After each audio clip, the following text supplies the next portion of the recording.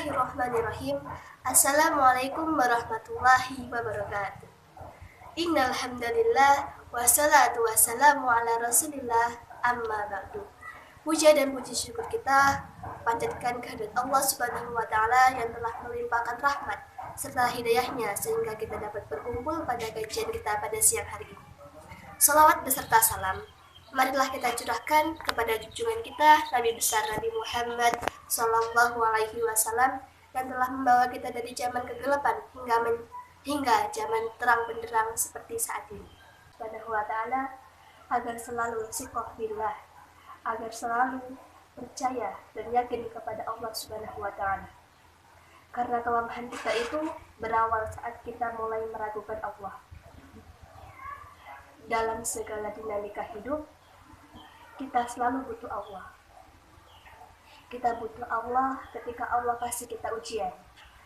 Bahkan tetap kita butuh Allah ketika Allah kasih kita nikmat. Kalau kita butuh Allah saat diuji, agar kesabaran kita terjaga. Karena orang yang tidak ditemani atau dibersamai oleh Allah Subhanahu wa taala ketika dia sedang diuji, maka dia akan mudah untuk berkeluh kesah, bahkan berputus asa. Kebersamaan Allah kepada dia saat dia diuji itu adalah Allah Subhanahu wa taala menghibur hatinya. Allah Subhanahu wa taala menenangkan hatinya. Allah Subhanahu wa taala menghidupkan hatinya dengan nikmat iman. Ala bidzikrillah tatma'innul qulub. Innamal mu'minun idza dzukirallah wajilat qulubuhum. Bukankah dengan mengingat Allah hati akan menjadi terasa tenang? Dan orang yang beriman apabila diingatkan dengan nama Allah, disebut nama Allah, maka hatinya akan bergetar. Ini bentuk Allah membersamai hambanya ketika dalam keadaan diuji. Allah menghiburnya dengan kalimat alam yajidka yatiman fa'awa wa wajadaka dhalam fahada wa wajadaka 'ailan fa'agna.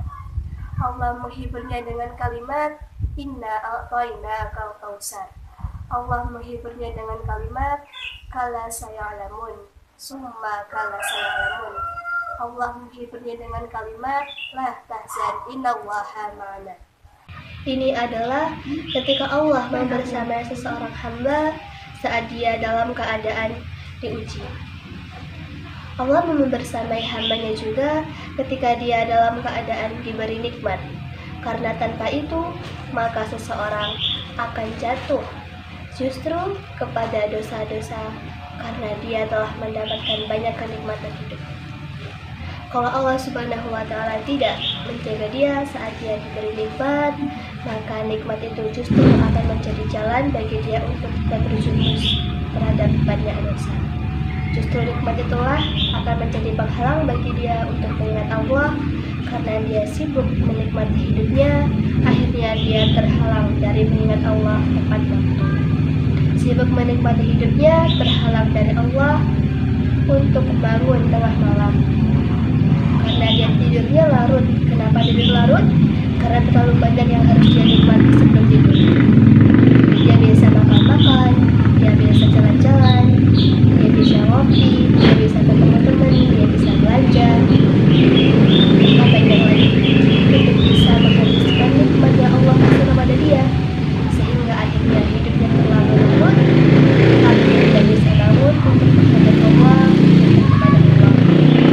Yang selama ini dia lakukan justru bagian dari ujian Allah sudah bagi dia bangkit tengah malam, curhat, sujud panjang, menangis doa ketika Allah kasih nikmat, curhatnya hilang, malamnya lelap sampai bahkan subuhnya kelewatan. Ini kalau Allah tidak membersamai seorang hamba ketika dia diberi nikmat. Sehingga orang yang seperti ini, kalau dalam keadaan seperti ini terus-menerus dalam jangka waktu yang lama, maka dia nanti akan terjebak di dalam istiqlal. Mungkin cukup sekian kajian kita pada hari ini. Saya akhiri. Wassalamualaikum warahmatullahi wabarakatuh.